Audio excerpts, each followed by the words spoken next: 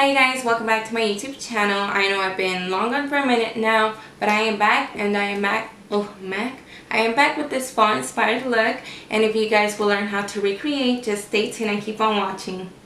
I'm starting off with MAC's Soft Ochre, and I'm priming my eyelids with the BH Cosmetics brush, and I'm blending it as well with my fingertip because it starts warming up that product as well. And then I'm taking any bone shadow shade, and I'm taking just a big flat fluffy brush and pretty much just blend that all over the eyelids to set it just like when you set your highlight.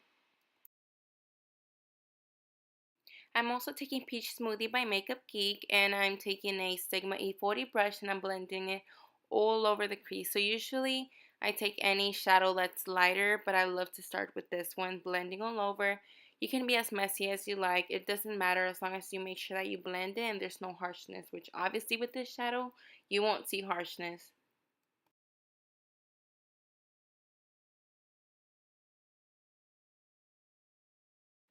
Now I'm taking this palette, and it's the Nubian one by Juvia's Place, and I'm taking that orange transition color with the Morphe M441 brush, which should be M441, maybe, not sure. But I'm making sure that I'm blending it all over the crease. So I'm slightly making a shape over my actual crease, and I'm just blending back and forth in swirly motion. So just make sure to blend this color. Since it's obvious, you want to make sure there's no harsh lines. And I'm just going to keep on blending back and forth in swirling motions, both eyes, no difference. Just keep on blending back and forth just to make sure you have no harshness and also create like a shape over your crease. Now I'm taking Cocoa Bear by Makeup Geek as well, and I'm taking my MAC 227 brush and I'm blending it with this time defining more of the crease. So you want to make sure you actually draw a socket or blend a socket out. So just go back and forth. You want to make sure you blend it, but you're also defining that. And now I'm taking this NYX palette, which I will leave the name of it in the description box, and I'm taking one of the shades that's a darker. And the reason why I'm applying this is because I want a dark base, since I am going to be applying a shadow that's green and I want to make sure that the pigmentation is intense. I'm going in with this base to top it off.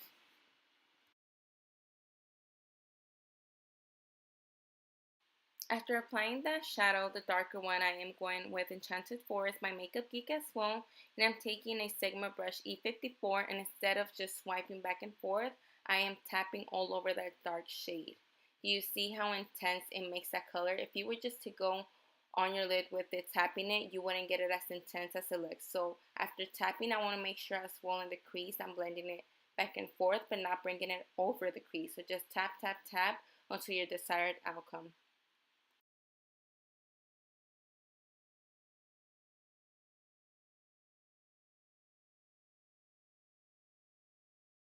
Taking back in my MAC 227 brush with no additional product, I'm blending in between my crease just to make sure I diffuse any harshness from the previous shadow. So I just keep on blending back and forth slowly. Don't try to be careful just because of the fact that it's a green shadow and then you went in with a dark one.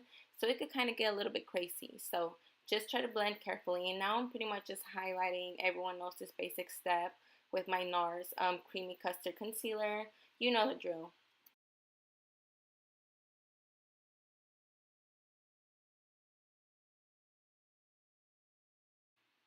When highlighting my forehead, I usually do this trick where I also go and clean my brow from the top in between where they meet, just to make sure that I clean it up. And rather than having just a harsh line above my eyebrows, I go and highlight with it together. And I also will be taking a brush, which I will blend it upwards just to make sure I don't have any harshness or it looks obvious that I tried cleaning my eyebrow.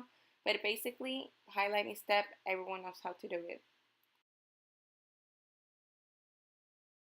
And it's obvious that everybody knows how to blend with the beauty blender. You don't have to be told millions and millions of times. Of course, everyone's going to dump their beauty blender and just blend it all over. Usually I go a little bit crazy on my highlight, but that's not on an everyday basis. I do my makeup less, cakey, more on the natural side, use less product because obviously the more you use your high-end products, the more you have to buy often. And it's not necessary unless you're going on a special occasion or whatnot. So like I did say previously, I'm taking this flat brush, it is a synthetic one, and I'm defining, making sure I do a shape for my eyebrows, and I just blend upwards. It's easier for me to blend that upwards, so when I go in with the beauty blender, it'll blend much easier without having to ruin my brow shape.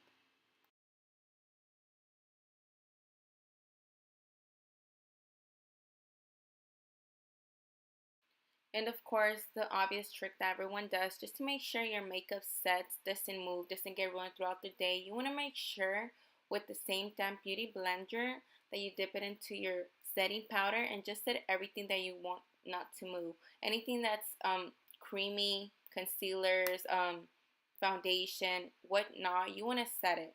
And I'm taking this brush and I'm defining my nose. Obviously, I have a wider nose, so I'm trying to get it to look as narrow as possible.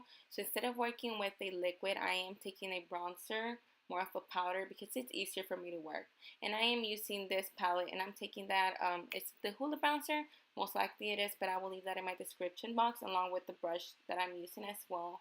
So I'm going very light on, the contouring. Don't want too intense because obviously my eyes are already popping out. So I just want to define my cheeks, and I'm not going to hem on it, and I'm blending upwards. Don't make that line too harsh where it's obvious that you just want to cut your cheek. Just go ahead and blend it, making a 3 all over yourself, just to make sure that everything looks diffusely blended.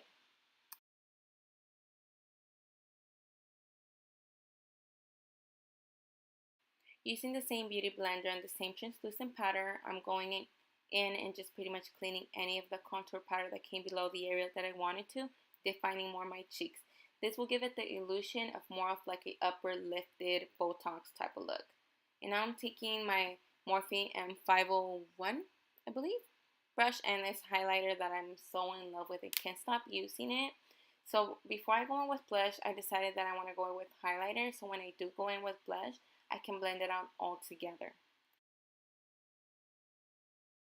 And obviously, if you have a wider nose just like I do, you're taking a smaller brush and you're just defining in between your contour and your highlight, just slightly. Don't take it all over, because then instead of making that shadow of smaller, it's going to just make it look wider.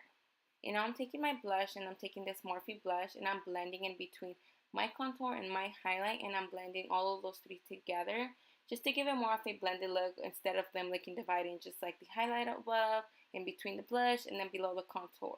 You always want to make sure everything looks blended just to make it look more of a natural look, which we obviously know this is not a natural look. And now I'm just smoking out my lash line with the same eyeshadow I started off with the transition color. And I want to make sure when I don't have eyeliner to always connect that outer end. Always connect it just to give it more of a round halo. I don't know why, but it's my thing to always go back with the same transition colors I used on my crease to blend them on my lash line. It's just one of my things. You don't have to. You could do 1, 2, and you'll be done and set, but I'm just extra like that, like I said previously.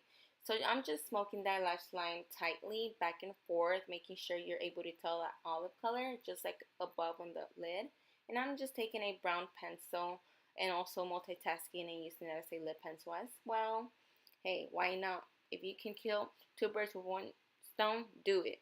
And every time you use a bold liquid lipstick, you want to make sure you use a lip pencil just to keep it from bleeding and also to make sure everything looks blended.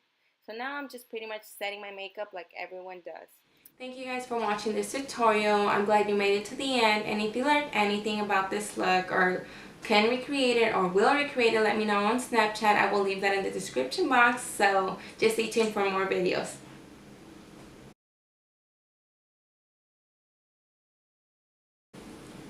Hi you guys. I was like, hi you guys. Not good. I am back, and I am back with this fall inspired look. If you guys thank you guys for making it to the